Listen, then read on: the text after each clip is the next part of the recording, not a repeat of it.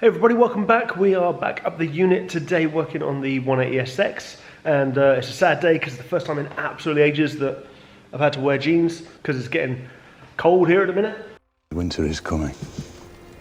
But we are here to do two jobs today, and that is to sort out the gear linkage shifter because it doesn't sit in quite the right position with the RB20 gearbox, and to upgrade the fuel pump as well because I'm guessing that a RB25 DET probably needs a bit more fuel than an SR20 DE did. So we'll run through and we'll start with the gear shifter, and I'll show you what we need to do on that. Okay, so the first thing to do is look at where it sits now compared to where we want it to sit. So I've just propped the original surround in here. The only thing I've done is I've taken out the auto part, and if you can see, I've actually trimmed that down just so there's more clearance in there, because that is going to sit back in there and hold our gear gaiter in place. But if you see where we are now, forward shift is hitting directly on there, and the assumption is we want it in exactly sort of central position, which to me looks sort of about 6 1/4 totally, so 3 and a bit inches is where we want to be. So it looks fairly central side to side, which is great. It seems to sit roughly around about the 2-inch mark, so we want to go realistically about an inch, just over an inch and an eighth backwards. So start by getting that OE shifter out of there, and we'll grab the circlip pliers and just do this little circlip down here. Nice and easy.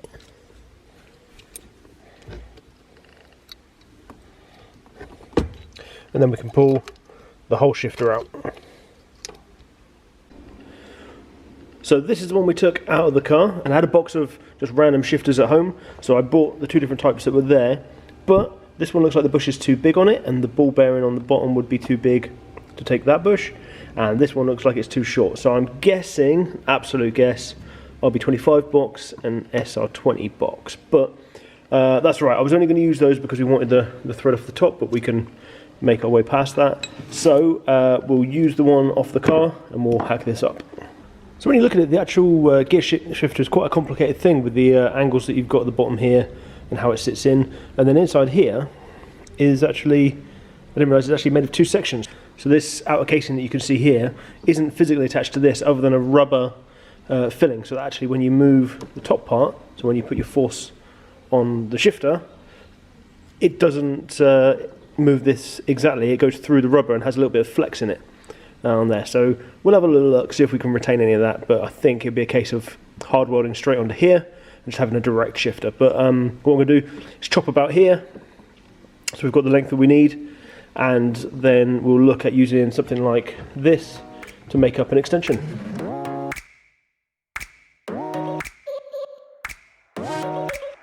Now that we've got what remains of our shifter cut down, what I'm going to do is I'm going to mark the centre point of here and drill a tapered hole into the top, going down probably about sort of 10 mil or so, and we'll put a corresponding V on our steel that's going to go in it, just so when we weld it, we've already got a nice connection point inside the weld, and then obviously we'll heat all the way around here and weld that up. Okay, so now we've got a V in the end here and our corresponding one on the shaft. It's time to cut it down, so I've just picked our random length but gone quite a bit further than we need, because we can always chop some more off this end once we've put the bend in. But what I don't want to do is weld this together until we've got the bends in place first. So I'm going to chop here and then start bending up. Okay, there we go, there is our makings of our gear lever. So all we need to do is bend metal and fuse it together. Can't be that hard, can it? Okay, so the first thing we need to do to bend up this tube is to get a bit of heat on it. So we've got a trusty blowtorch here. We're going to do the first bend just right on here and use this larger tube to put the force on it once it's heated. So hopefully, fingers crossed, that should give us a good bend, but let's give one a go and see what it looks like.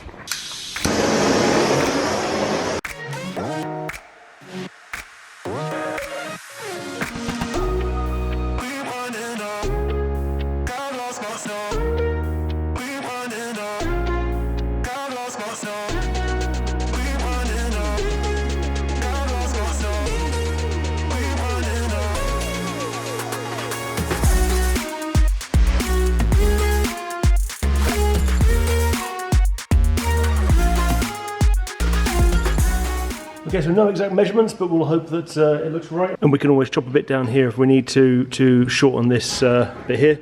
Obviously what we can't do is shorten the level of travel, but it's looking pretty good. So now it's just time to let it cool down, and we'll try it up against our shifter. Okay, so sitting that on there, the good news is it does clear our trim at the front, but it's sitting a bit too high for my liking. So what I'm going to do is I'm going to mark up the bottom of here for where I want it to be, which is probably about, if you can see down there, it's a bit dark, probably about there, and that will then give us a nice central location for the gear stick to be. As you can see, this is quite a bit too high poking out, but we can remedy that by chopping it down, and obviously we need to stick the thread on the top as well. So I'm going to chop that up and remake the V on the bottom, and then we'll get to tacking this together. So now that's all welded up in one piece, and I've actually bent this bit further around as well, just to get it to sit in the right position in the car. Next thing to do is to try it in the car and make sure it all fits with the gator, and see exactly where we need the gear stick to sit. So the gear stick is in, and the good news is it all works great. I've put this gator on. So I put the surround on, which all fits in nice. It's great having the OE clips on there that are all actually still working properly. I've got this bride gator that my other half made for me, which looks fantastic and sits nicely around it as well. Now I just need to measure up where the gear knob goes. So just going to simply sit it on there. I've measured that the thread comes to about where that little line is, so I'm just going to draw that on there and cut it down and then rethread it. I actually ended up making it a little bit shorter than that, because when I first tried it on with the thread, it didn't quite cover down to the gator, and I want the gear knob to sit all the way down to the gator. So I'll click it all back in place, and this won't be the gear knob we're actually using. This is going to be just one from mock-up. I've just robbed off the RX-7, but I'll show you the one we're going to use in a minute. It's pretty similar. And put it on, and you can see there it threads down right into where the gator is, and all looks nice and sort of baggy and how I wanted it. The stick itself is actually slightly back from the central position but tilted forwards. It's a real good feel to it, and with real nice hot welds, feels really sturdy in there.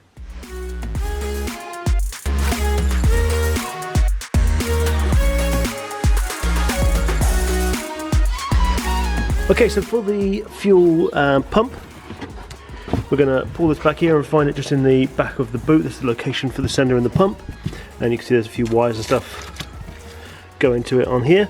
So what we're going to do is we're going to whip this cover off and pop that out and get all the old pump out, and then we have this new pump system which actually came out of an R33. I know it was working because I drove the car up here, and I think that probably the holder is going to be different, but we'll have a look at that once we get this out and see what we're working with.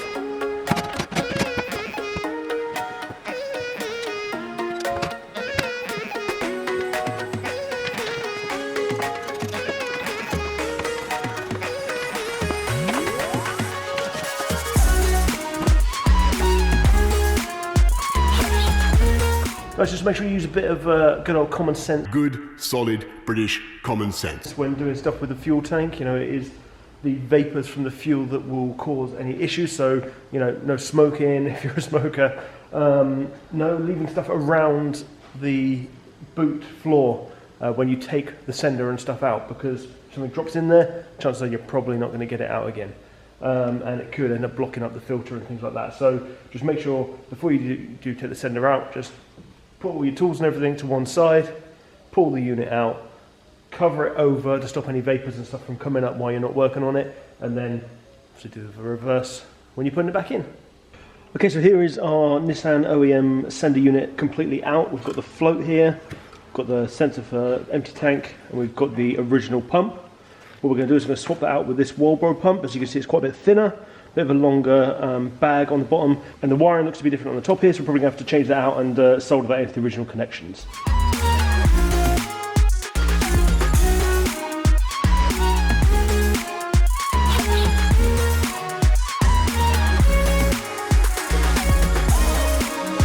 Okay, so we've robbed a load of bits off of the other one, and we've used the pickup bag from the original one, from the 180SX.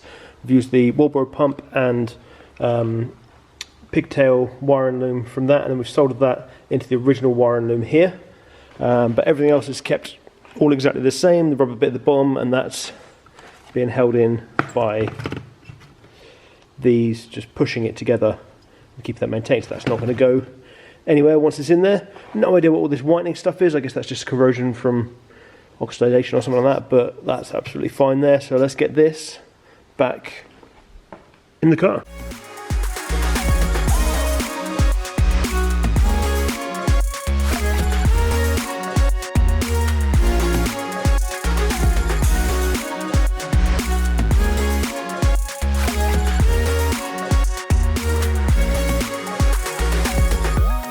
That's a couple more things buttoned up on the 180SX, so as always, thank you very, very much for watching. So make sure you hit right here to watch something else that I've made, and also click over here to go into the channel and hit subscribe.